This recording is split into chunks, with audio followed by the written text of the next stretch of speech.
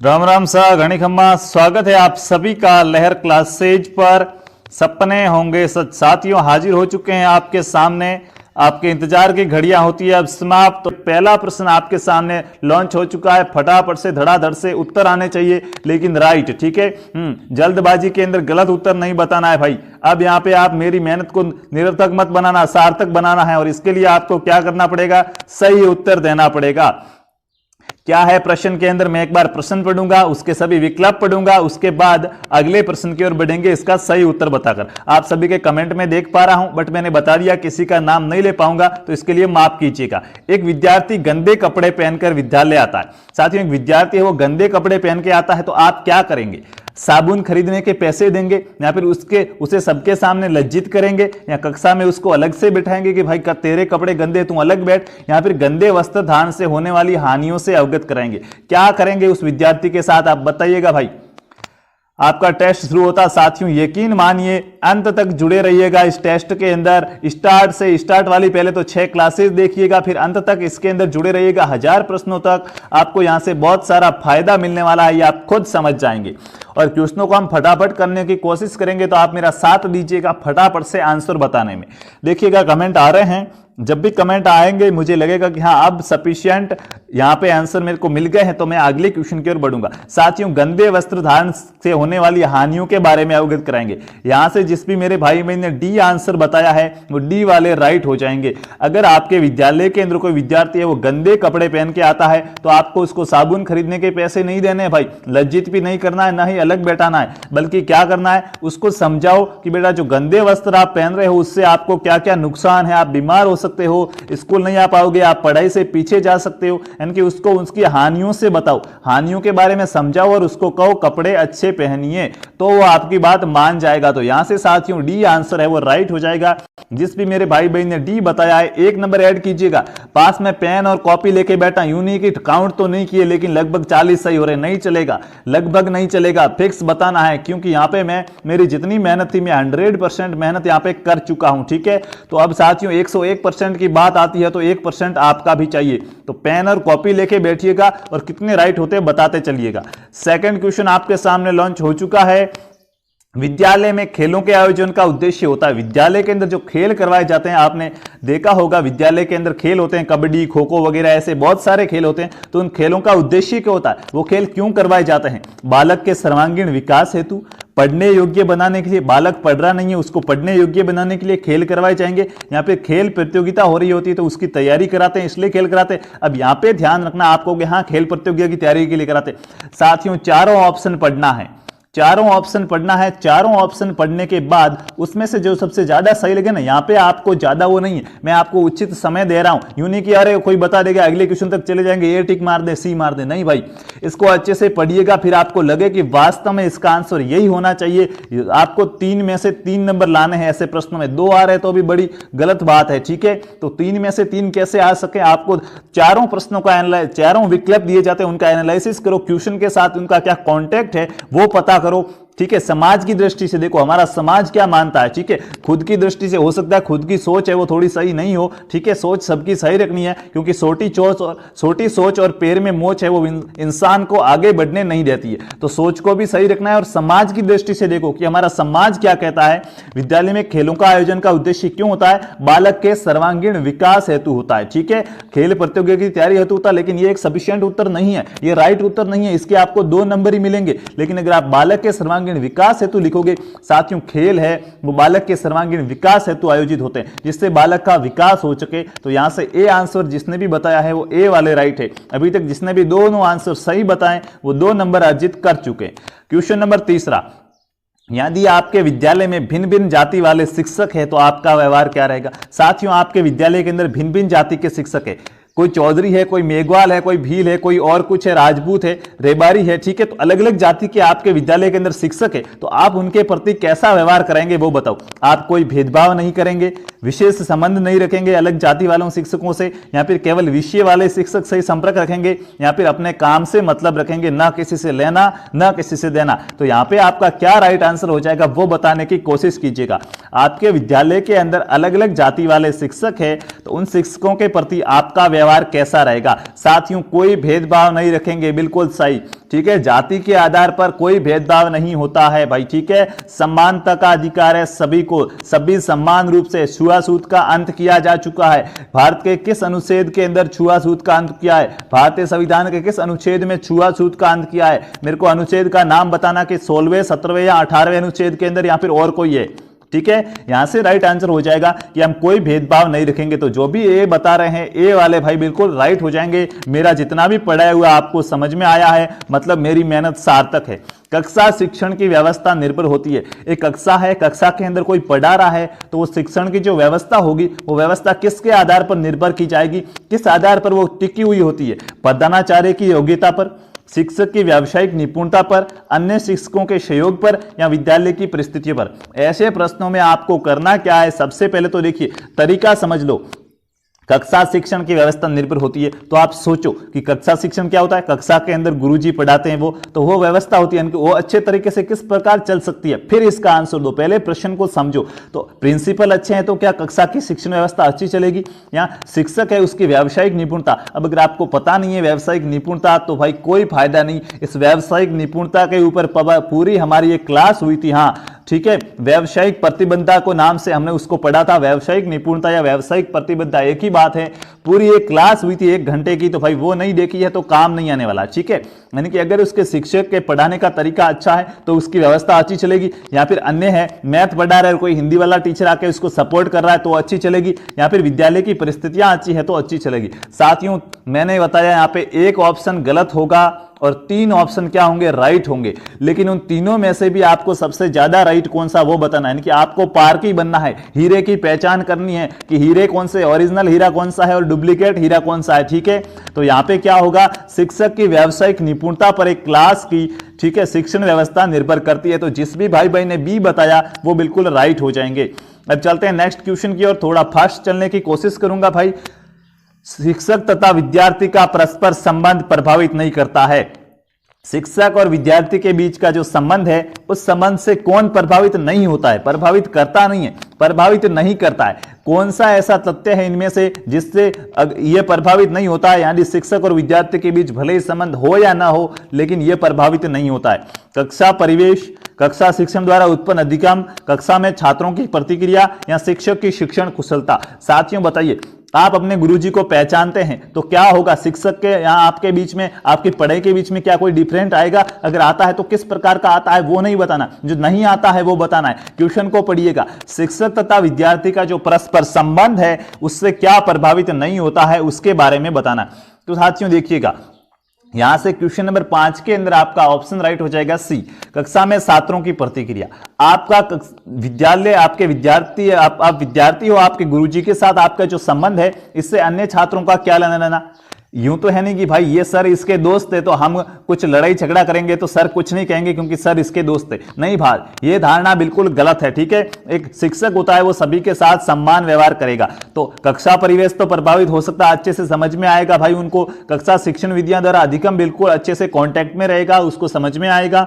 शिक्षण की कुशलता भी बढ़ेगी, लेकिन प्रतिक्रिया को कोई प्रभाव नहीं पड़ने वाला है कि उनके पर्सनल मैटर क्या है, उनसे कोई प्रभावित नहीं होने वाला। तो यहां पे जिसने भी सी आंसर बताया है, सी वाले मेरे भाई बहन राइट हो जाएंगे। हो सकता है कई लोगों का ये क्वेश्चन गलत हुआ हो तो भाई सुधार करना है, जो गलत हो रहा है उनको सही कैसे करें वही तो सिखा रहे हैं, ठीक है।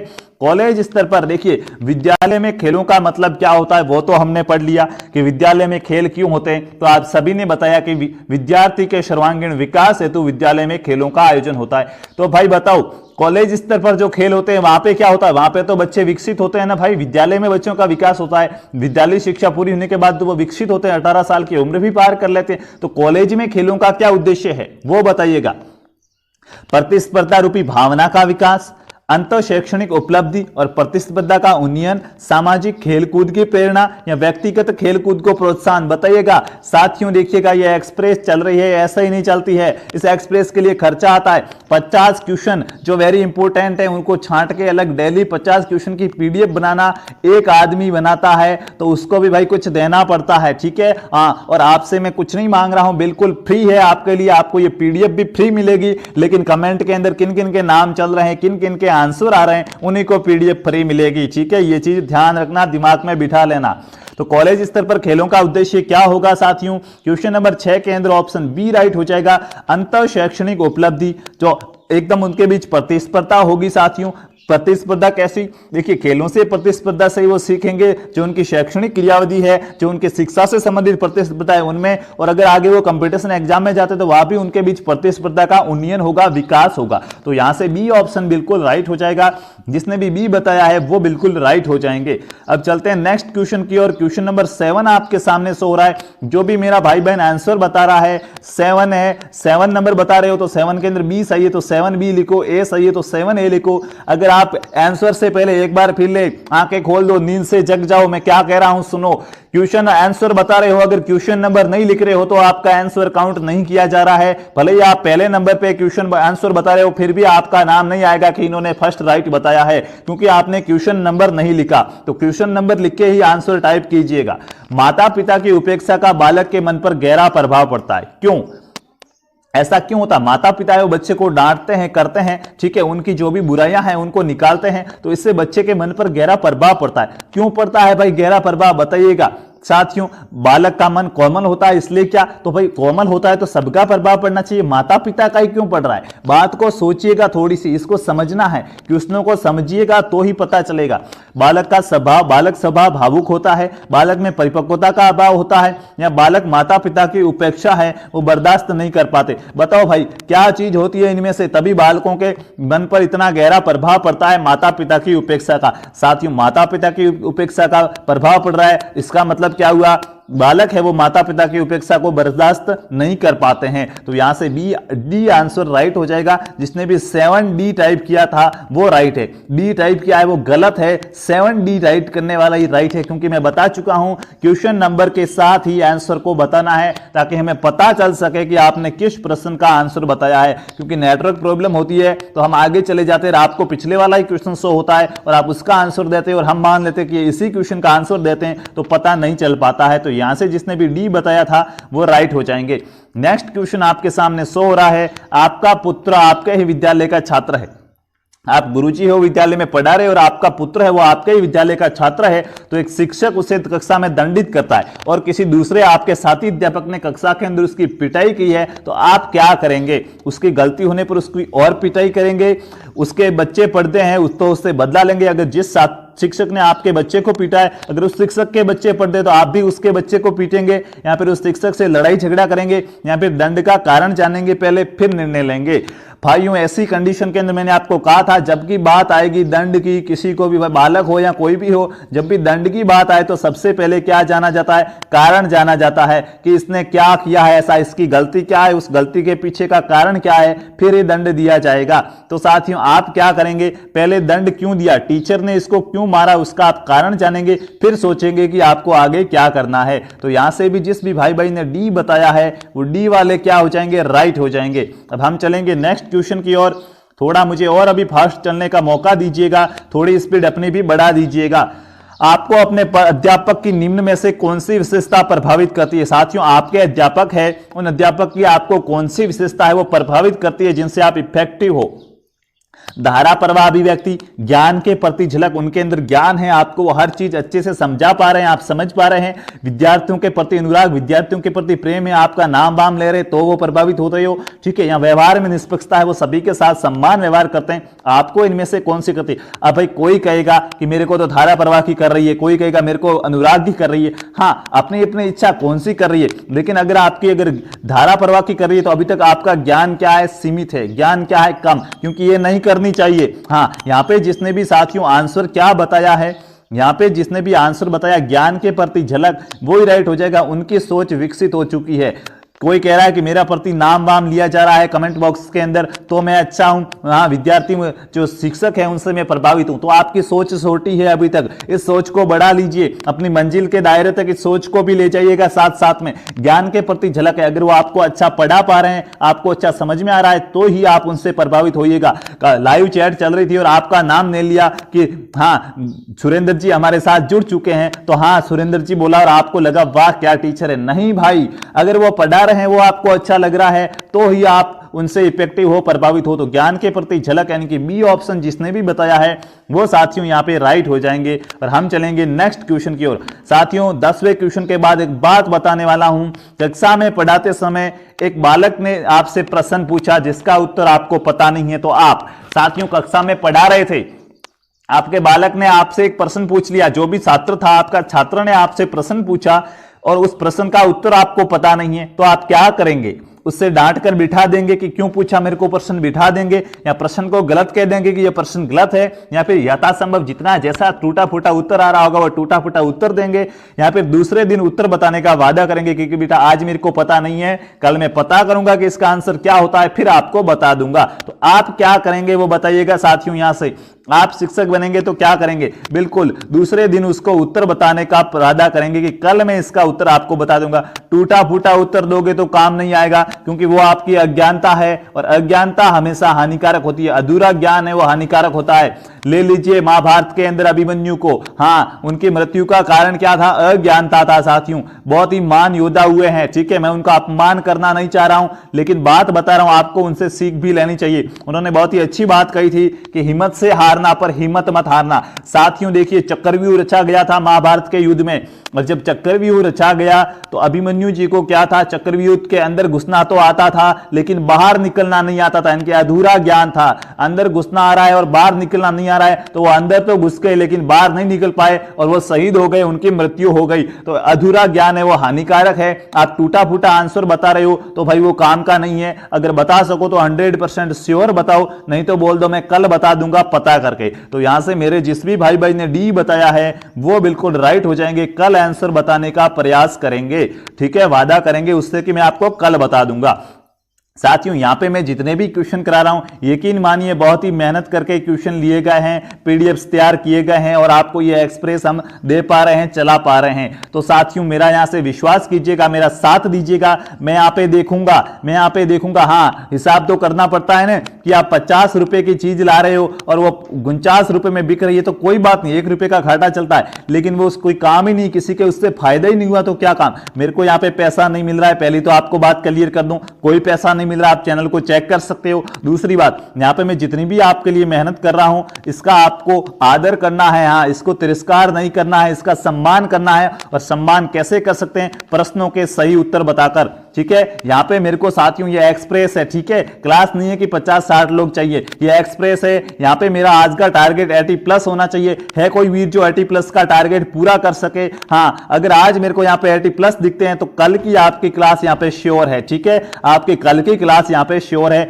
आज मुझे 80+ चाहिएगा और अगली 5 क्लास के अंदर ही जब 200 क्वेश्चन कंप्लीट हो जाते हैं तो मुझे 100+ चाहिएगा। और इसके लिए आपको क्या करना पड़ेगा? मेरी सपोर्ट करना पड़ेगा। आपकी अपनी एक्सप्रेस है, आपके लिए चल रही है, तो भाई आपको कैंडिडेट भी तो जोड़ने पड़ेंगे एक्सप्रेस के अंदर, ठीक है।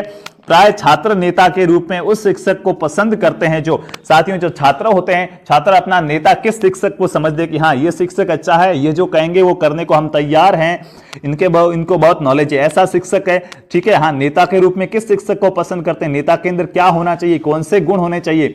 नेता विनम्र और अनुशासन प्रिय हो, नेता विद्वान हो, आकर्षक व्यक्तित्व का धनी हो, या छात्र हित के अनुकूल व्यवहार वाले हो। सोचिएगा प्रश्न को, यहां पे आपको सारे आंसर राइट दिखेंगे, लेकिन क्या करना है? हीरे की पहचान करनी है। प्योर डायमंड कौन सा है, 100% शुद्ध डायमंड कौन सा है?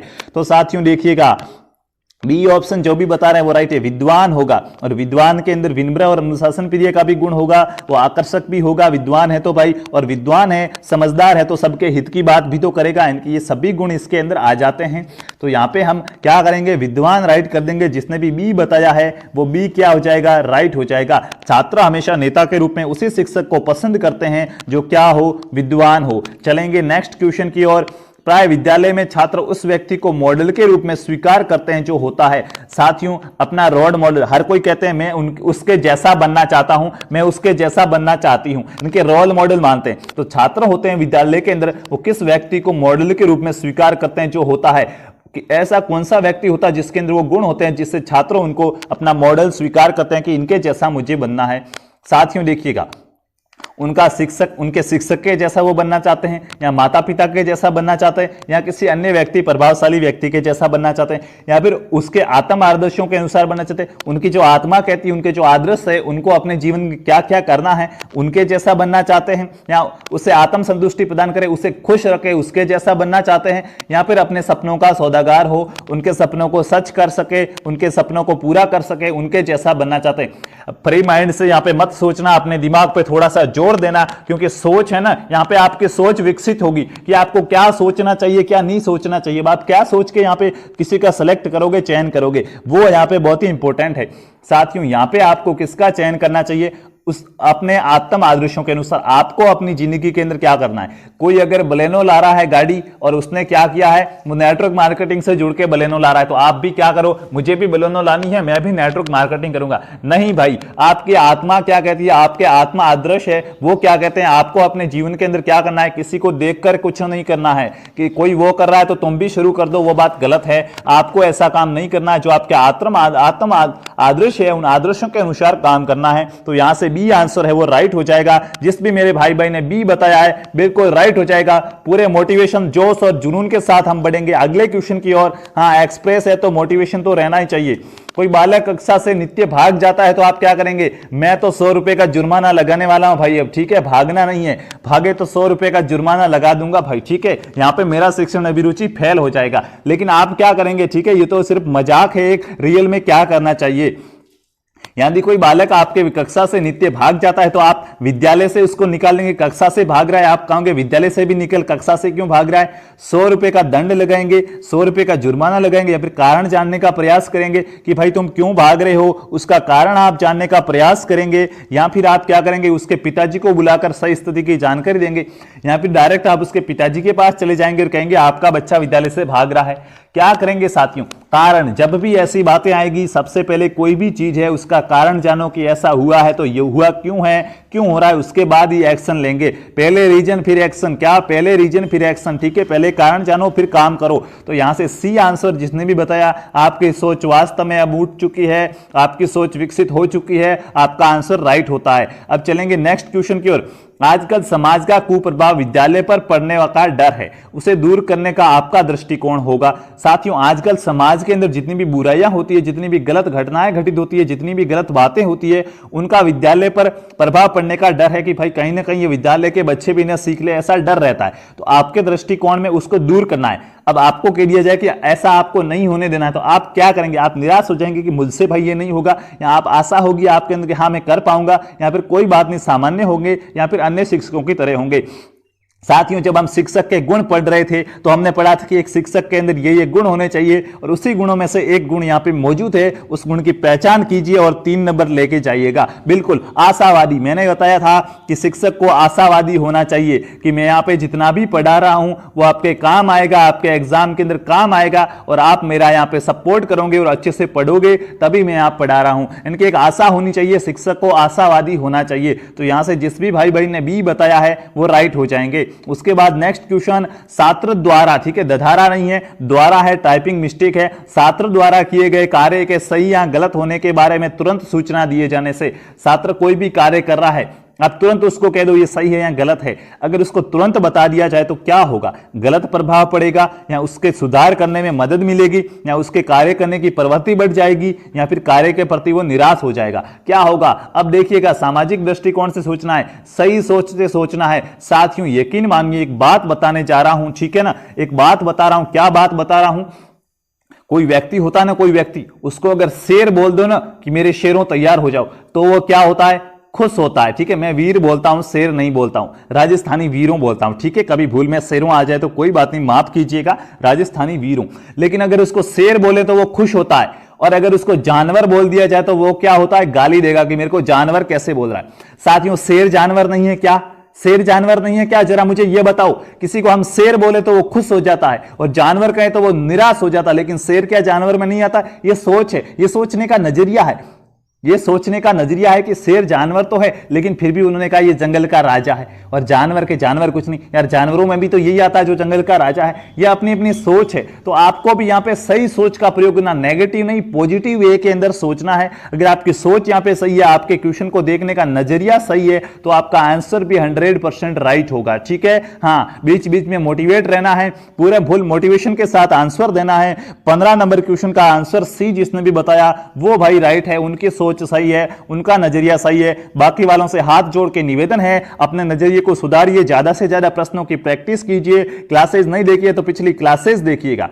साथियों, छात्र को अगर तुरंत बता देंगे ना कि बेटा ये काम गलत है या ये काम सही है, तो उसकी कार्य करने की प्रवृत्ति बढ़ जाएगी। वो आधा काम कर रहा है, हमें लग रहा है ये गलत कर रहा है, तो बता दो ये गलत है, तो वो उसको सही करने की कोशिश करेगी और उसकी प्रवृत्ति बढ़ जाएगी। ठीक है, तो यहां से सी आंसर राइट हो जाएगा। अब चलते हैं नेक्स्ट क्वेश्चन नंबर 16 क्या कह रहा है। साथियों, आधा घंटा होने जा रहा है, क्वेश्चन कम हुए, फटाफट से चलेंगे। ठीक है, यदि आपके माता पिता आपकी बहनों को शिक्षा से वंचित करते हैं, साथियों आप एक भाई और एक बहन हो, आपके माता पिता आपको एक अच्छे से स्कूल के अंदर पढ़ा रहे हैं, लेकिन आपकी बहनों को नहीं पढ़ा रहे हैं, तो आप क्या करेंगे? आप क्या करेंगे वो बताइएगा। आपके माता पिता आपकी बहनों को पढ़ाई से वंचित कर रहे हैं, तो आप क्या करेंगे? आप उनको ऐसा करने से रोकेंगे, या फिर अशिक्षा की हानियां बताएंगे, या फिर खुलकर विरोध करेंगे? देखिएगा, एक्शन भी लेना होगा। कारण तो आपने जान लिया कि वो क्यों वंचित कर रहे हैं, तो आपको पता है कि हमारे समाज की धारणा है कि महिलाओं को नहीं पढ़ाया जाता, बेटी को पराये घर का माना जाता। लेकिन आप क्या करेंगे? आप क्या करेंगे? आप स्वयं उनकी शिक्षा की व्यवस्था करेंगे, विरोध करेंगे, हानियां बताएंगे, या फिर ऐसा करने से उनको रोकेंगे, कहेंगे कि भाई पढ़ाना ही पड़ेगा।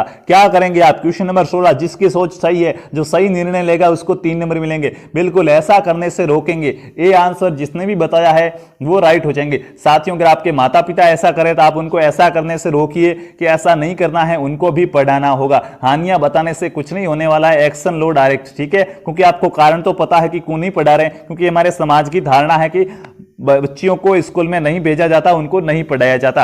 किसी भी व्यक्ति को अध्यापक के रूप में सफलता मिलने की संभावना अधिक है। कोई टीचर बनना चाहता है और वह जल्दी से जल्दी सक्सेस हो जाएगा, टीचर बन जाएगा 2 या 4 महीनों के अंदर पढ़ा के, तो ऐसी कंडीशन में उसकी मतलब संभावना अधिक होगी। कैसे, किस प्रकार से संभावना अधिक होगी? क्वेश्चन का आंसर तो मैंने बता दिया कि ये कर करके वो कर देगा भाई। तो किसी व्यक्ति को एक अच्छा अध्यापक बनना है तो उसको सफलता मिलने की किस रास्ते पे वो चलेगा तो उसको सफलता अधिक मिलेगी। अध्यापकों के परिवार से संबंध रखेगा, जो अध्यापक बना हुआ है उसके पास जाएगा, उसकी फैमिली से संपर्क रखेगा, या फिर अध्यापन में प्रशिक्षण प्राप्त कर चुका, उन्हें उसने पढ़ाने की ट्रेनिंग ले ली कि कैसे पढ़ाते हैं तो वो कर देगा। या फिर साथियों नैतिक मूल्य और उसका चरित्र अच्छा होगा तो वो पढ़ा देगा। या फिर अध्यापन सामग्री को उचित रूप से व्यवस्थित कर प्रभावशाली ढंग से प्रस्तुत करेगा। जो भी उसके नोट्स वगैरह अध्यापन सामग्री है उसको अच्छे तरह से उचित तरीके से व्यवस्थित करेगा, व्यवस्थित रूप से पढ़ाएगा और एक प्रभावशाली इफेक्टिव ढंग से उसको समझाएगा, तो वो अध्यापक जल्दी बन जाएगा। तो भाई क्या राइट हो जाएगा? बिल्कुल मेरे राजस्थानी वीरों, डी राइट हो जाएगा। यहाँ पे जिसने भी डी बताया है वो डी वाले राइट हो जाएंगे। अब चलेंगे नेक्स्ट क्वेश्चन की ओर। हिम्मत मत हारना, हिम्मत से हारना पर हिम्मत मत हारना। ठीक है, अभिमन्यु की बात याद रखना। क्वेश्चन 18 हुए, फटाफट से करने हैं, लेकिन बीच में भागना नहीं है। भाग गए तो भाई एक्सप्रेस खाली होगी तो कल से नहीं चलेगी। एक अच्छा अध्यापक वह होता है, एक अच्छा अध्यापक कौन सा होता है? जो बहुत मेधावी हो, सादा जीवन व्यतीत करता है, अध्यापन विषय में प्रवीण हो। प्रवीण का मतलब होता है कुशल। ठीक है, अध्यापन के बारे में उसको सब कुछ जानकारी हो, या फिर विद्यार्थियों के प्रति सच्ची लगन हो। एक अच्छा अध्यापक के रूप में आप किसको स्वीकार करेंगे? फटाफट से कमेंट दीजिएगा। एक अच्छा अध्यापक के रूप में आप किसको स्वीकार करेंगे कि यह अध्यापक जी अच्छे हैं? उसके अंदर क्या विशेषता होनी चाहिएगा बताइएगा भाई। क्वेश्चन नंबर 18 के अंदर डी राइट हो जाएगा क्या? क्वेश्चन नंबर 18 में डी राइट हो जाएगा। अच्छा अध्यापक की बात की गई है। कैसा अच्छा अध्यापक? तो अच्छा क्या होगा? जिसके विद्यार्थियों के प्रति सच्ची लगन हो। ठीक है, कुशल। सफल अध्यापक कौन होता है? सफल अध्यापक होता है साथियों जिसको विषय के बारे में पूरा नॉलेज हो, अध्यापन के बारे में पूरा नॉलेज हो, तो वो तो क्या हो जाएगा? सफल अध्यापक हो जाएगा। लेकिन अच्छा, जिनको छात्र है वो अच्छा माने कि ये अच्छा अध्यापक जी अच्छे हैं, चाहे पढ़ाए भले कैसा ही मत पढ़ाए लेकिन है अच्छे, तो वो कौन से होंगे? विद्यार्थियों के प्रति उनकी सच्ची लगन होनी चाहिए। ये सोच का फर्क है। कोई यहाँ पे सी बता रहा होगा तो कोई डी। ये सोच का फर्क है। सोच को ले जाओ सीकर तक। ठीक है, हाँ, सोच को ले जाओ सीकर तक। यहां से डी आंसर राइट हो रहा है। अपने राजस्थान वाला सीकर नहीं, सीकर ऊंची चोटी तक, ठीक है, ध्यान रखना। सीकर नहीं चले जाना है कि सीकर तक सोच को ले जाने को कहा है, सीकर जाके सोचते हैं सोच सीकर तक चली जाएगी, नहीं भाई। जब कोई व्यक्ति सामाजिक संपर्क अनदेखा करता है तो उसका नेत्र संपर्क होना चाहिए। साथियों, वो समाज के साथ संपर्क तोड़ देता है, सामाजिक संपर्कों को अनदेखा करता है, उसके अंदर वो भाग नहीं लेता है, तो फिर उसका नेत्र संपर्क यानी कि आसपास की चीजों के बारे में तो उसका पता होना चाहिए। नहीं तो वो कितना पता होना चाहिए, न्यूनतम, अधिकतम, सामान्य या उपयुक्त, तो कितना पता होना चाहिए, बिल्कुल बताइएगा। बहुत ही सिंपल सा और सरल क्वेश्चन है, अगर समझ में आ जाए तो। साथियों, अधिकतम राइट हो जाएगा यहां से, मैक्सिमम क्यों?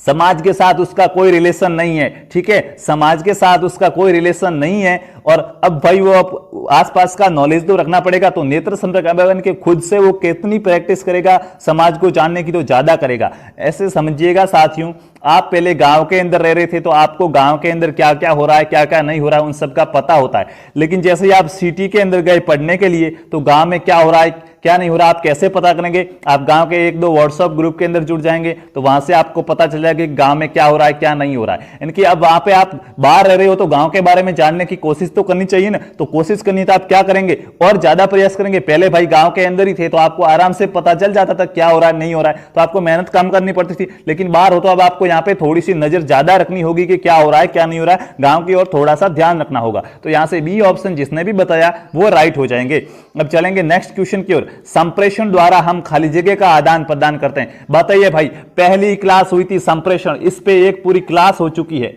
तो संप्रेषण किसे कहते हैं वो तो अब आपको पता होना चाहिए। 1 आवर की क्लास हुई थी, ठीक है। तो अब बताइएगा 1 आवर की क्लास हुई थी। संप्रेषण के द्वारा हम, जो संप्रेषण होता है, संप्रेषण के द्वारा हम क्या कर सकते हैं? अनुभूतियों और तथ्यों का आदान प्रदान करते हैं, सूचनाओं का आदान प्रदान करते हैं, केवल प्रभावों का आदान प्रदान करते हैं, या फिर सूचनाओं, तथ्यों, अनुभूति और प्रभावों सभी का आदान प्रदान करते हैं। कौन सा राइट हो जाएगा, सबसे ज्यादा सही कौन सा हो जाएगा? बिल्कुल यहां से सभी वीरों ने राइट ही बताया होगा, क्योंकि अच्छे से समझाया था। अगर किसने क्लास अटेंड नहीं की है, जिसका भी यहां पे गलत हो रहा है, उसका मतलब यहां तो उसने क्लास नहीं ली है, या फिर उन्होंने क्या किया है, ध्यान लगा के समझा नहीं है। यहां पे डी ऑप्शन राइट हो जाएगा। सूचनाओं, तथ्यों और अनुभूति का आदान प्रदान ही क्या होगा? संप्रेषण होगा। अब चलते हैं नेक्स्ट क्वेश्चन की ओर। क्वेश्चन नंबर 21वां क्या है, फटाफट से आंसर बताएंगे।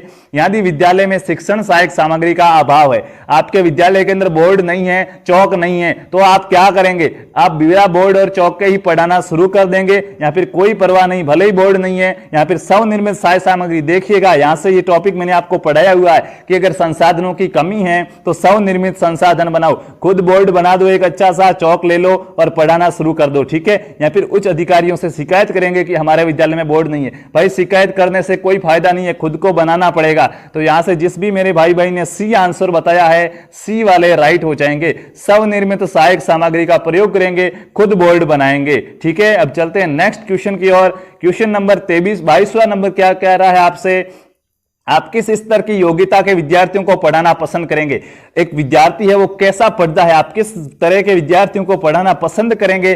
भाई देखिएगा, औसत योग्यता से अधिक माप रहा है। भाई मारवाड़ी में बोला जाता है कि ये ठीक है, उस ठीक से थोड़ा सा अधिक, ठीक से थोड़ा सा अच्छा होना चाहिए। यहाँ पर ठीक है, औसत है, यानी कि सभी एक समान है, ठीक है, कोई भी चलेगा, लेकिन औसतन विद्यार्थी होना चाहिए, या फिर औसत से भी कम है। यहाँ पे मिश्रित, चाहे होशियार हो, ठोठ हो, या फिर ठीका ठीक हो, सबको पढ़ाना तो पड़ेगा। तो आप किसको पसंद करेंगे? अब कोई कहेंगे मैं तो औसत से अधिक पढ़ाऊंगा ताकि उसको जल्दी से समझ में आ जाए, मेरा सरदर्द कम हो। भाई सरदर्द तो करना पड़ेगा अगर पढ़ाना है तो। 1 घंटा, 1.5 घंटा, 2 घंटा लगातार सही नहीं बोला जाता, ठीक है, हाँ गला फटने लगता है। तो साथियों यहां पे क्या होगा, आपको मिश्रित योग्यता के विद्यार्थियों को पढ़ाना ही पड़ेगा, चाहे वो ठोठ हो, होशियार हो, या फिर वो बहुत तकड़ा हो, या फिर उसको कुछ भी नहीं आता हो, फिर भी आपको पढ़ाना तो पड़ेगा। तो मिश्रित योग्यता के, यानी कि डी आंसर जिसने भी बताया है वो डी वाले क्या हो जाएंगे? राइट हो जाएंगे। अब चलेंगे नेक्स्ट क्वेश्चन की ओर। क्वेश्चन नंबर 23 क्या हो जाएगा? तो विद्यालय को किस प्रकार का गृह कार्य देना चाहिए? आप टीचर हो तो भाई गृह कार्य तो देना पड़ेगा विद्यार्थी को। तो विद्यार्थियों को किस प्रकार का गृह कार्य देना चाहिए? औसत योग्यता के स्तर के विद्यार्थियों की योग्यता के अनुसार कक्षा के अंदर आप औसत निकालोगे। भाई इतने, हाँ इतने होशियार को भी भारी ना पड़े, या सरल ना पड़े, और ठोठ को भी भारी ना पड़े, या फिर उनकी योग्यता के जैसा विद्यार्थी है उसके अनुसार आप उनको गृह कार्य देंगे। देखिएगा, होशियार विद्यार्थी की, जो होशियार है, जिसको जो प्रश्न आ रहा है वही प्रश्न सबको देंगे कि ये होशियारी कर पाएगा तो ये सबको दे देंगे। या फिर कमजोर विद्यार्थी है तो उसको दे दें। साथियों देखिएगा, अगर होशियार विद्यार्थी की योग्यता के आधार पर दोगे तो कमजोर के साथ अन्याय होगा, वो नहीं कर पाएगा। अब कमजोर विद्यार्थियों की योग्यता के अनुसार दोगे तो होशियार के साथ क्या होगा, अन्याय होगा, क्योंकि वो तो आराम से उसको उसी टाइम कर लेगा, तो उसने नया क्या सीखा। लेकिन अगर औसतन दोगे तो न किसी के साथ अन्याय, न ही किसी के साथ अन्याय, न और सबके साथ अन्याय, तो उनकी योग्यता के अनुसार देंगे तो भाई प्रत्येक को अलग अलग देना पड़ेगा कि तेरी क्या योग्यता है, तेरी क्या योग्यता है, तो आपका पूरा टाइम होमवर्क देने में ही जाएगा। लेकिन अगर आप औसत योग्यता के अनुसार विद्यार्थियों को होमवर्क देते हैं तो वो राइट है कि ये क्लास कैसी है, बच्चे कितने होशियार है, उस आधार पर अगर आप होमवर्क देते हैं तो वो आपका एकदम पढ़ाने का तरीका अच्छा है। तो क्वेश्चन नंबर 23 के अंदर ए ऑप्शन राइट हो जाएगा। और हम चलेंगे नेक्स्ट क्वेश्चन की ओर। क्वेश्चन नंबर 24 50% क्लियर कर चुके हैं 2 क्वेश्चनों के साथ ही। इसका क्वेश्चन शो हो गया भाई गलती से, कोई बात नहीं, सभी ने नहीं देखा। अध्यापकों का सम्मान राष्ट्र निर्माता के रूप में किए जाने के विषय में आपकी क्या राय है।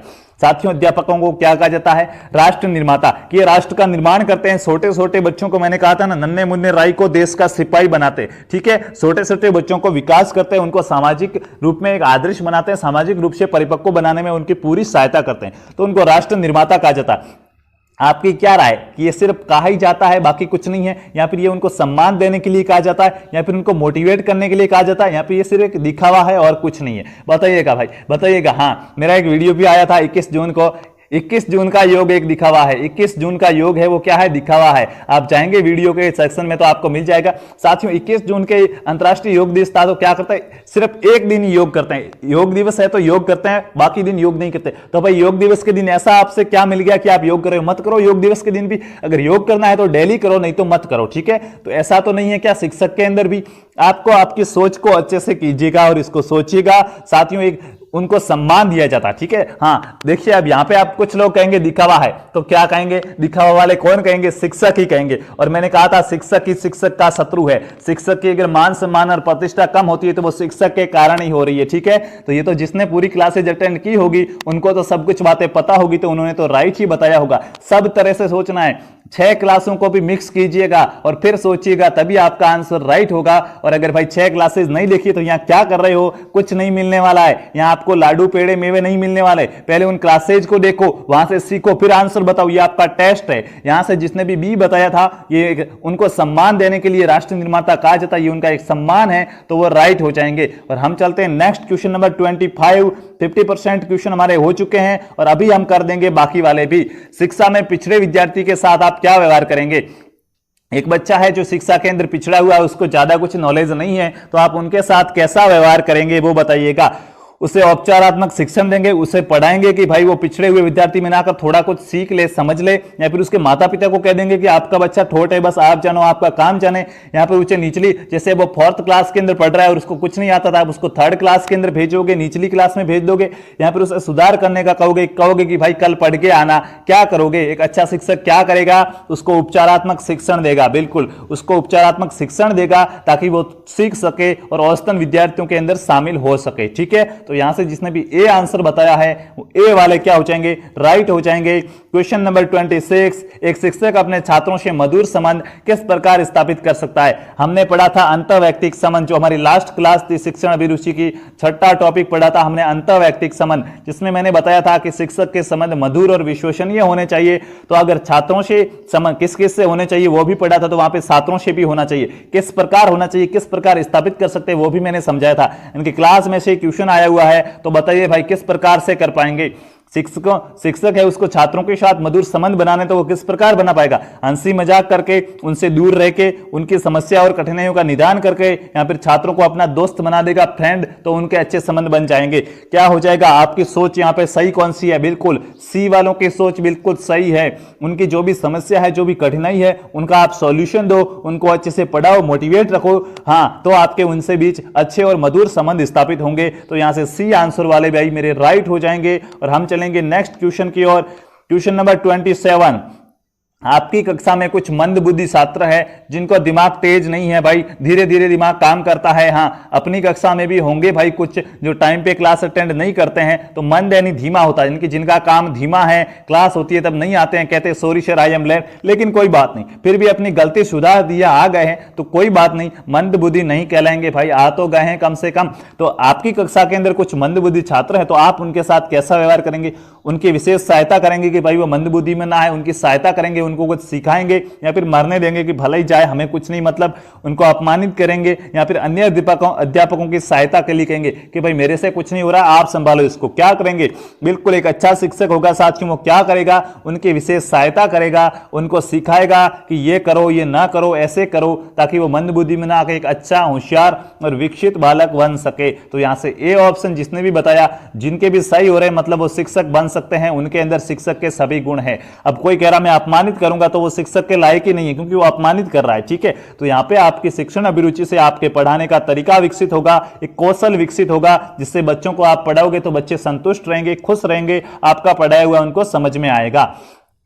किशोरों में तनाव विकृतियों के कैसे पैदा होने की संभावना है? किशोर होते हैं बालक, ठीक है, हाँ, किशोरावस्था के जो बालक होते हैं उनके अंदर तनाव विकृतियां होती है, टेंशन वेंशन उनको होता, उनको कैसे कैसे हो सकता है, वो उनके पैदा होने की संभावना क्या है, किस प्रकार से वो पैदा होता है, उनके क्या कारण हो सकता है? परफेक्ट नहीं है, संभावना है, ठीक है, कि कैसे वो हो सकता है। अपनी पहचान ना होने से कोई उनको पहचानता नहीं है, इसके लिए वो टेंशन करते हैं। या जैविक विकास में अभिवृद्धि, उनकी जैविक विकास में अभिवृद्धि के कारण ऐसा होता है। सामाजिक अवमानना है, समाज के उनको जो रीति रिवाज है, जो मान्यता है, वो उनको पसंद नहीं आते हैं, इसके लिए वो उनको दिमाग में जलन होती है कि यार ये क्या हो रहा है। या फिर आदर्शों की खोज करने निकल जाते हैं वो और आदर्श नहीं मिलते हैं, तो उनके विकृतियां पैदा होती है। बताइएगा भाई, किशोरावस्था को अच्छी तरह से जिया होगा, उसको पता होगा कि समाज की जो मान्यता है वो मान्यताएं गलत है, अमान्यता है, समाज की जो अमान्यता है, ठीक है, जो गलत है, यानी कि अमान्यता जो मान्यताएं नहीं है, उनसे उनको क्या होता है भाई? तनाव पैदा होता है कि यार ऐसा समाज क्या है, ये क्यों नहीं मान रहा है, जो सही है ये सही क्यों नहीं कर रहा है, ये गलत है तो इसको गलत क्यों नहीं कर रहा है। किशोरावस्था के बालकों की यही प्रॉब्लम होती है, सामाजिक अमान्यताओं से उनको तनाव विकृतियां पैदा होती है। तो यहां से जिसने भी सी बताया है, यकीन मानिए किशोरावस्था आपकी बहुत अच्छे से जा रही है या गई है। अब चलते हैं नेक्स्ट क्वेश्चन की ओर। टेलीविजन पर एक आप किस प्रकार के कार्यक्रम को देखना पसंद करेंगे? आप टेलीविजन देख रहे हैं, घर पे टीवी देख रहे हैं, तो आप किस प्रकार का कार्यक्रम देखेंगे? बताओ भाई, किस प्रकार का कार्यक्रम देखेंगे? शिक्षा से संबंधित कार्यक्रम देखेंगे जो आपके काम आए, मनोरंजन से संबंधित तारक मेहता देखेंगे क्या, जेठालाल, या फिर धार्मिक है आस्था वास्ता देखेंगे, या फिर समाचार पत्र पढ़ेंगे, जी न्यूज, इंडिया टीवी वगैरह? बताइए भाई क्या करेंगे आप? शिक्षक की बात की है, ठीक है, आप कौन हो? आप बच्चे नहीं हो कि मनोरंजन देखो, आप शिक्षक हो। मैंने आपको बताया था कि जब भी टीचिंग एप्टीट्यूड की क्लास में आओ, टीचर बन के आओ, ठीक है, टीचर बन के आओ, टीचर बन के सोचो। तो साथियों, आप टीचर हो तो आपको पढ़ाना है, तो आप शिक्षा संबंधी ही देखोगे। यहां से ऑप्शन ए क्या हो जाएगा? राइट हो जाएगा, शिक्षा संबंधी कार्यक्रम देखोगे। अब चलते हैं नेक्स्ट क्वेश्चन की ओर। क्वेश्चन नंबर 30 आपसे क्या कह रहा है? आपसे कह नहीं रहा है, आपसे कुछ मांग रहा है। क्या मांग रहा है? सही उत्तर। अध्यापक विद्यार्थियों में वैज्ञानिक दृष्टिकोण किस प्रकार पैदा कर सकते हैं? अध्यापक होते हैं वो जो विद्यार्थी है उनके अंदर वैज्ञानिक दृष्टिकोण किस प्रकार से पैदा कर सकते हैं, किस प्रकार से उनकी सोच को विकसित कर सकते हैं। वैज्ञानिकों की उपलब्धियों के बारे में बताकर उनकी सोच को विकसित कर सकते हैं, या फिर उनसे प्रैक्टिस कराएंगे कि ऐसा ऐसा कीजिएगा, इससे ये होता है, इससे ये होता, ताकि उनको पता चल सके कि किस चीज को करने से क्या होता है, जिससे उनका दिमाग विकसित होगा। या प्रयोग करके उनके रिजल्ट निकालेंगे, एक्सपेरिमेंट करेंगे और उनके रिजल्ट निकालेंगे, उससे होगा। या विज्ञान की किताबें पढ़ेंगे तो उससे हो जाएगा। साथियों देखिएगा, प्रैक्टिस मैन से परफेक्ट मैन, ठीक है, आपने सुना होगा। हाँ, जितना प्रयोगों से सीखा जा सकता उतना थ्योरी से नहीं सीखा जा सकता।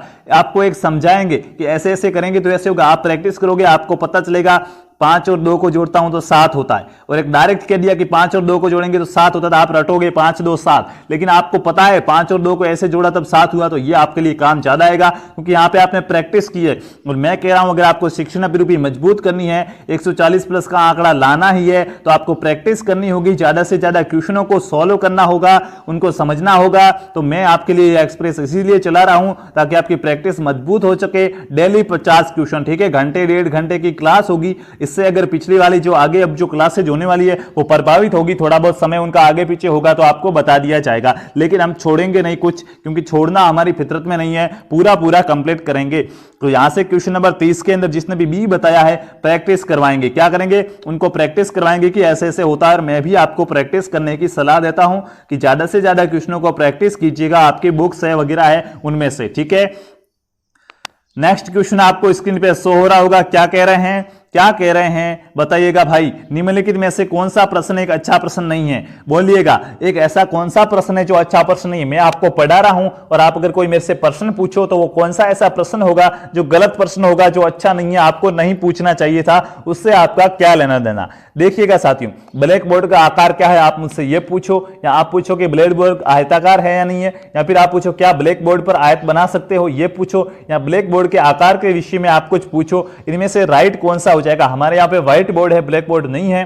पहले रखा था ब्लैक वगैरह रेड बोर्ड, लेकिन आपको व्हाइट बोर्ड ज्यादा अच्छा लगता है तो भाई व्हाइट बोर्ड रखा। तो क्वेश्चन नंबर 31 के अंदर सी आंसर राइट हो जाएगा। साथियों गलत क्वेश्चन क्या होगा देखिएगा। मेरे पास बोर्ड का आकार क्या है आप पूछ सकते हो, मैं बता सकता हूं कि भाई ये मेरे बोर्ड का आकार है। आप पूछ सकते हो बोर्ड क्या आयताकार है, तो हाँ मैं बता सकता हूं कि बोर्ड ये आयताकार है। लेकिन आप कहोगे कि क्या बोर्ड पर आप आयत बना सकते हो। अबे यार जब मैं बोर्ड लेके आया हूं, बोर्ड पे आपको पढ़ा रहा हूं, तो क्या मुझे आयत बनाना नहीं आएगा।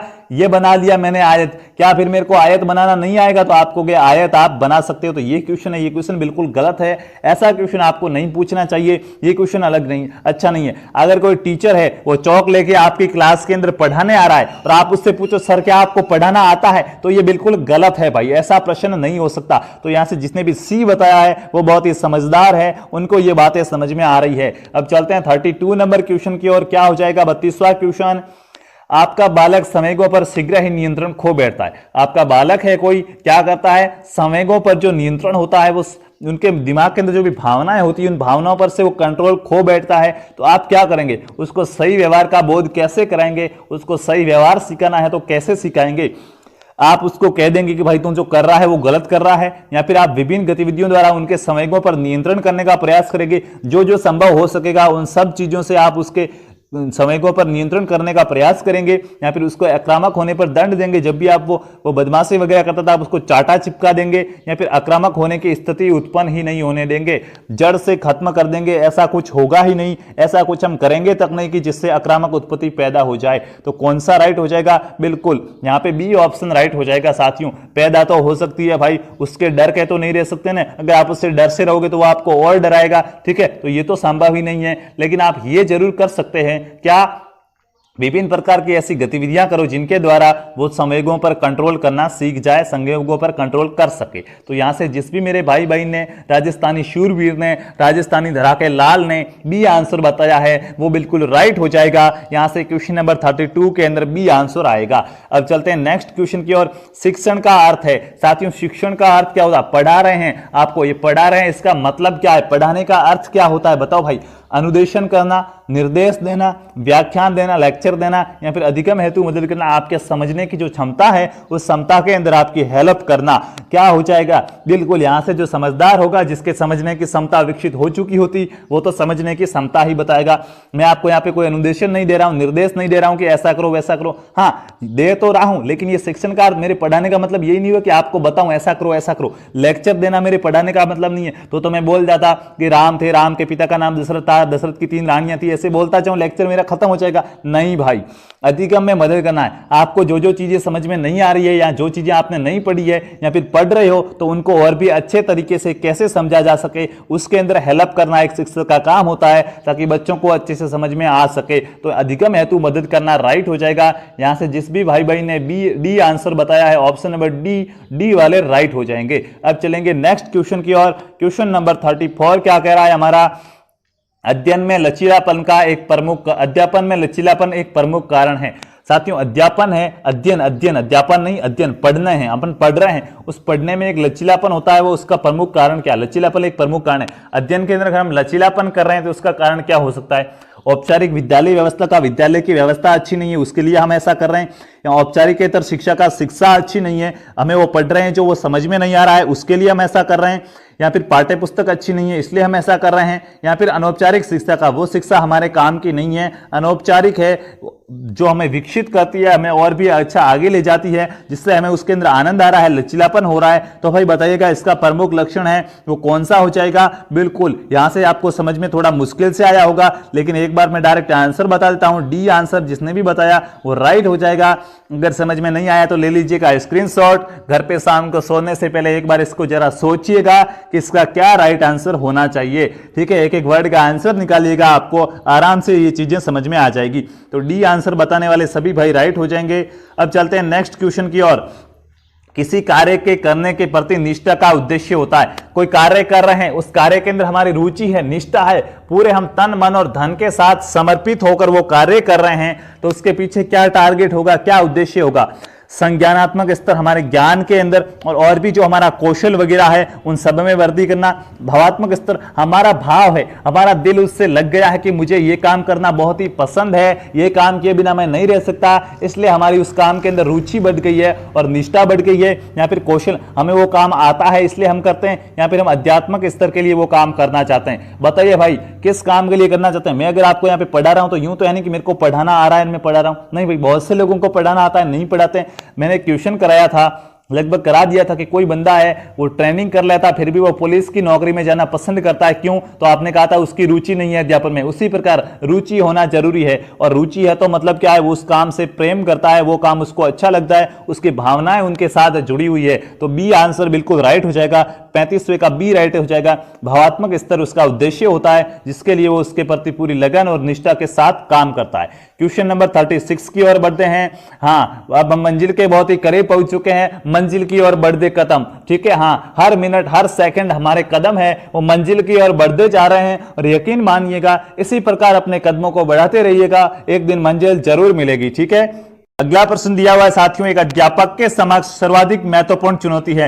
एक अध्यापक है, वो बच्चों को पढ़ा रहा है, लेकिन उसके सामने सबसे एक बड़ी चुनौती होती है। अगर वो उस चुनौती को स्वीकार करे और उसके जीत के बताए, उस चुनौती को जीत के बताए, उस चुनौती को हरा दे, तो भाई वो एक सक्षम अध्यापक माना जाता है। तो एक सक्षम अध्यापक के लिए सर्वाधिक महत्वपूर्ण चुनौती क्या होती है, उसकी पहचान कीजिएगा।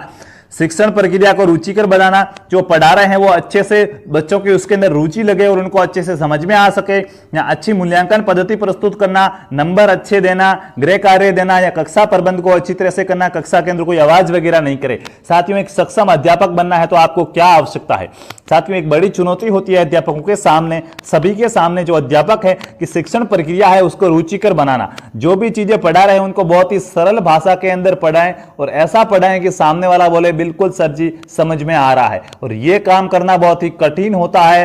हाँ, सबको समझ में आए ये बात बहुत ही कठिन है। अगर कोई शिक्षक पढ़ा रहा है और उसका पढ़ाया हुआ सबको समझ में आ रहा है तो मान लीजिएगा वो एक सक्षम अध्यापक है। क्या है? सक्षम अध्यापक है। और इसी के लिए संघर्ष जारी है, मंजिल की ओर अपने कदम बढ़ रहे हैं एक सक्षम अध्यापक बनने के लिए। तो यहां पे आपको ऑप्शन नंबर ए राइट हो जाएगा, शिक्षण प्रक्रिया को रुचिकर बनाना। तो 36 नंबर क्वेश्चन के अंदर जिसने भी ए आंसर बताया है, ए वाले मेरे भाई बहन क्या हो जाएंगे? राइट हो जाएंगे।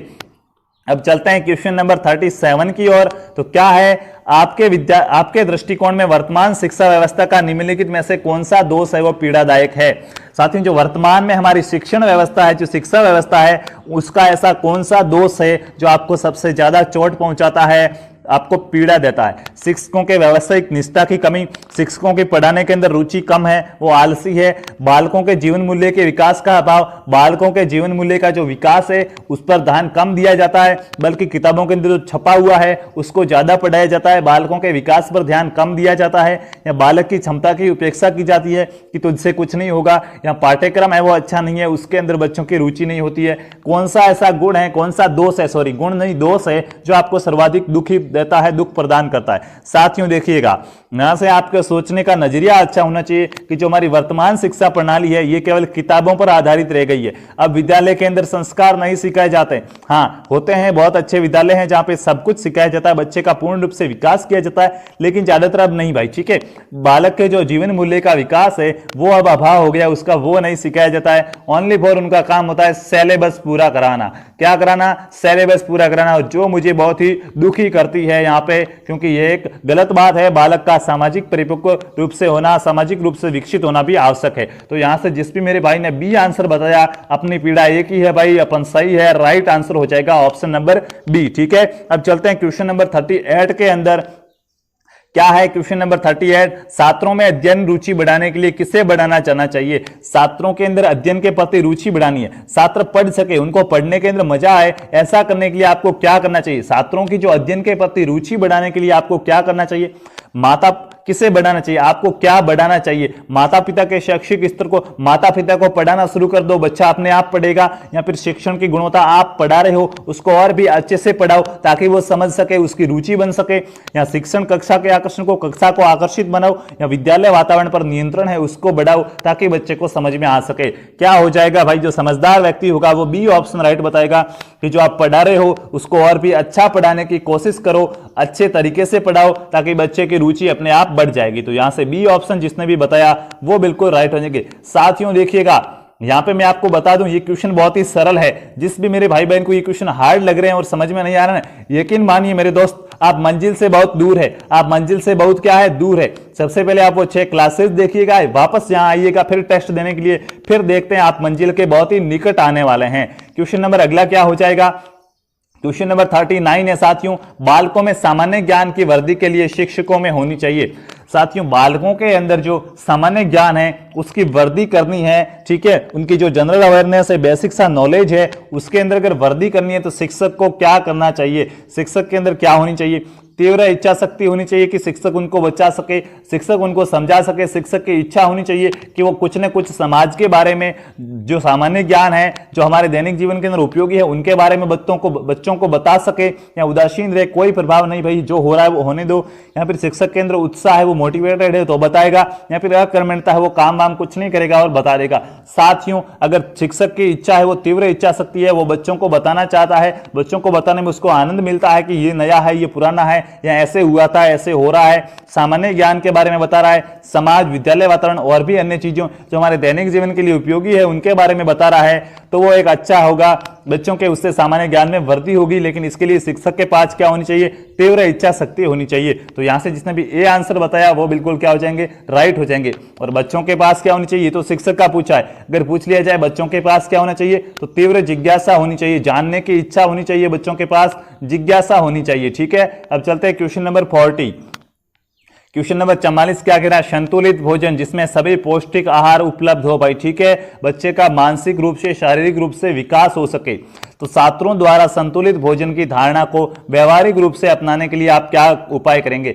छात्र संतुलित भोजन नहीं कर रहे हैं और आप चाहते हैं कि छात्र संतुलित भोजन करें, वो इस विधि को अपनाए, तो आप क्या करेंगे, संतुलित भोजन के संप्रति का बोध कराएंगे, संतुलित भोजन के बारे में उनको बताएंगे, निबंध लिखाएंगे संतुलित भोजन पर, संतुलित भोजन है तो मेनू तैयार करेंगे, बच्चों को कहेंगे कि आप रोज क्या क्या खाओगे, संतुलित भोजन के अंदर ये खाना चाहिए, ये नहीं खाना चाहिए, उन सब का आप मेन्यू बताएंगे। यहाँ पर संतुलित भोजन ग्रहण करने की आदतों का विकास करेंगे कि भाई आप संतुलित भोजन ग्रहण करो, उनके बीच एक आदत बनाएंगे। क्या राइट हो जाएगा, सोचिएगा। साथियों मेन्यू सबसे अच्छा तरीका होगा, विद्यालयों के अंदर भी होता है, सोमवार को ये खाना है, मंगलवार को ये खाना है, संतुलित भोजन के लिए किया जाता है, जो आप सबने देखा होगा। संतुलित भोजन का मेन्यू तैयार कराएंगे बच्चों को कि सोमवार को आपको ये चीज खानी है, ये खाना खाना है, मंगलवार को ये खाना खाना है। अगर वो मेन्यू तैयार कराएंगे तो आदत तो अपने आप लग जाएगी भाई, उस मेन्यू को अगर वो सही से मानेंगे तो आदत तो अपने आप लग जाएगी। यानी कि यहाँ पे ऑप्शन नंबर सी है वो राइट हो जाएगा। जिस भी भाई बहन ने सी आंसर बताया है, सी वाले क्या हो जाएंगे, 101% राइट हो जाएंगे। Question number 41, only for 10 question रहे हैं। एक्सप्रेस कैसी लगी आज आपको बताना, कितना आनंद आया। कुछ लोगों को एक्सप्रेस अच्छी भी नहीं भी लगी होगी, कोई बात नहीं लगी तो भाई हमारा ये मंजर है जो ऐसे ही तो ये तो जारी रहेगा। ये जो हमने ठान लिया है कि हम मंजिल को पाके रहेंगे, ये तो ऐसे ही जारी रहेगा। ये मेरे उन प्रिय शिष्यों की आवाज है, ठीक है, जो इस क्लास को अच्छे से पढ़ पा रहे हैं, जिनको ये क्लास पसंद आ रही है। तो भाई आपको तो अपनी मंजिल को पाके ही रहना है, क्लास तो अपने आप अच्छी लगेगी अगर आप इस क्लास के अंदर अच्छे से ध्यान रख के समझते हैं। तो साथियों देखिएगा, किसी भी कठिन प्रकरण को, कोई ऐसा टॉपिक है जो सिलेबस के अंदर बहुत ही कठिन है, जैसे मैथ के अंदर ट्रिग्नोमेट्री हो गया, तो आपको क्या करना चाहिए, उसको सिलेबस से ही हटा देना चाहिए, या विद्यार्थी को बोलना चाहिए कि तुम अपने आप पढ़ो, या फिर सीधे पुस्तक से पढ़ा दो, जो पुस्तक में छपा हुआ है डायरेक्ट का डायरेक्ट बोल दो, या फिर सहायक सामग्री द्वारा स्पष्ट करो। उसको समझने के लिए जितने भी तरीके हो जो उपयोगी हो उन सबके द्वारा उनको समझाओ। तो यहाँ पे राइट आंसर क्या हो जाएगा, बिल्कुल 41 का राइट आंसर हो जाएगा साथियों डी ऑप्शन। सहायक सामग्री के द्वारा स्पष्ट रूप से उसको समझाने की कोशिश कीजिए। तो यहाँ पे डी जिसने भी बताया है वो डी वाले क्या हो जाएंगे, राइट हो जाएंगे। हम चलते हैं नेक्स्ट क्वेश्चन की ओर। आप धूम्रपान के आदी है। साथियों, आपको सिगरेट पीने की आदत है, बीड़ी पीने की आदत है, आप धूम्रपान के आदी है, तो विद्यालय में आप क्या सावधानी रखना पसंद करेंगे? विद्यालय के अंदर आप भाई आदत है तो पीनी पड़ेगी, लेकिन विद्यालय में हो तो आपको क्या करना चाहिए? छात्रों से सिगरेट मांगेंगे, स्टाफ रूम में जाकर धूम्रपान करेंगे, एकांत में जाकर धूम्रपान करेंगे, जहां तक संभव हो धूम्रपान नहीं करेंगे। बताइए भाई क्या राइट हो जाएगा? हाँ, अब कोई ये मत बताना कि छात्रों से सिगरेट मांगेंगे, भाई भागो यहां से, क्या बता रहे हो यार? राइट बताना है, ठीक है। हाँ, आप क्या करेंगे साथियों? जहां तक संभव हो समझदार बनना है, जहां तक संभव हो सके धूम्रपान नहीं करनी है, धूम्रपान न करने की कोशिश करेंगे, धूम्रपान नहीं करेंगे। तो यहां से भाई जिसने भी डी बताया है बहुत ही समझदार हो, मंजिल के बहुत ही करीब हो, बस थोड़ी सी मेहनत और कीजिए, मंजिल आपके कदमों के अंदर होगी भाई, ठीक है। मेरा साथ दोगे तो मैं आपसे कहता हूं कि मंजिल कदमों में लाके रख दूंगा, बस साथ देना है। और साथ कैसा देना है? मेरे पास में नहीं आना है, ठीक है, मेहनत करनी है। मेरा साथ दो मतलब मेहनत करो, अच्छे से पढ़ो, ठीक है। साथियों देखिएगा यहां से क्या हो जाएगा, एक अध्यापक को अपने वरिष्ठ छात्रों के साथ व्यवहार करना चाहिए। अध्यापक है लेकिन उससे बड़े भी छात्र हैं, कॉलेज लेवल के वगैरह, ठीक है, वो उनसे वरिष्ठ है, बड़े हैं, नॉलेज भी उनको ज्यादा है, तो उनके साथ कैसा व्यवहार करना चाहिए? बताइए भाई, एक अध्यापक है वो अपने वरिष्ठ छात्रों के साथ कैसा व्यवहार करेगा? उनके साथ प्रभुतापूर्ण व्यवहार करेगा, मित्रतापूर्ण व्यवहार करेगा, समतापूर्ण करेगा या कटुतापूर्ण करेगा? मरने दो यार, कुछ नहीं है, बड़े हैं तो क्या हो गया? नहीं भाई, मित्रतापूर्ण व्यवहार कीजिएगा उनके साथ। बड़े हैं आपसे, आप उनको मित्र बना लीजिएगा, क्योंकि आप भाई देखिए पद में आप उनसे बड़े हो गए, आप शिक्षक हो, वो शिष्य है, लेकिन उम्र के अंदर वो आपसे बड़े हैं, तो भाई अब तो मित्र ही बनना पड़ेगा ताकि दोनों समान हो सके। तो यहां से बी आंसर जिसने भी बताया, बी वाले क्या हो जाएंगे? राइट हो जाएंगे। और हम चलते हैं नेक्स्ट क्वेश्चन की ओर। क्वेश्चन नंबर 44 आपके सामने शो हो रहा है। एक शिक्षक है साथियों, एक शिक्षक का कक्षा के अनुशासन के संदर्भ में सर्वोच्च कर्तव्य है। कक्षा का अनुशासन बनाए रखना है तो शिक्षक का कर्तव्य क्या बनता है? वो क्या करेगा?